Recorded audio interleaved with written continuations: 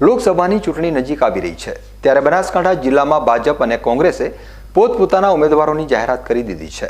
ભાજપ દ્વારા બનાસકાંઠા બેઠક માટે આગામી લોકસભાની ચૂંટણી માટે રેખાબેન ચૌધરી ઉપર પસંદગીનો કળશ તોડ્યો છે, તો કોંગ્રેસે પણ ભાજપના શિક્ષિત અને મહિલા ઉમેદવારને ટક્કર આપવા માટે ઉત્તર ગુજરાતના કોંગ્રેસના દિગ્ગજ નેતા જ્ઞાનીબેન ઠાકોરને મેદાનમાં ઉતાર્યા છે।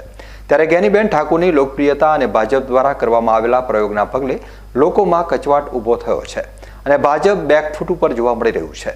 લોકસભાની ચૂંટણી પ્રધાનમંત્રી નરેન્દ્ર મોદીની આગેવાનીમાં લડાઈ રહી છે અને નરેન્દ્ર મોદીની લોકપ્રિયતા એટલી છે કે કોઈ પણ ઉમેદવારને જીતવા માટે મદદરૂપ થઈ શકે તેમ છે, પરંતુ બનાસકાંઠા બેઠક માટે ભાજપ દ્વારા લેવાયેલા નિર્ણયથી લોકોનો ઉત્સાહ ઓછો જોવા મળી રહ્યો છે।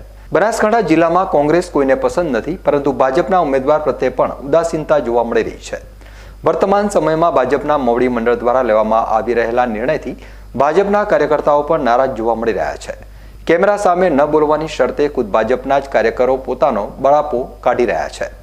છેલ્લા એકાદ વર્ષથી ભાજપમાં કોંગ્રેસમાંથી આવેલા નેતાઓ સ્ટેજની શોભા વધારી રહ્યા છે, જ્યારે પીઢ કાર્યકરો છેલ્લા ઘણા વર્ષોથી પાર્ટીને આગળ લાવવા માટે મહેનત કરતા હોવા છતાં તેમની અવગણના થઈ રહી છે, જેને લઈ કાર્યકર્તાઓમાં પણ નિરુત્સાહ જોવા મળી રહ્યો છે।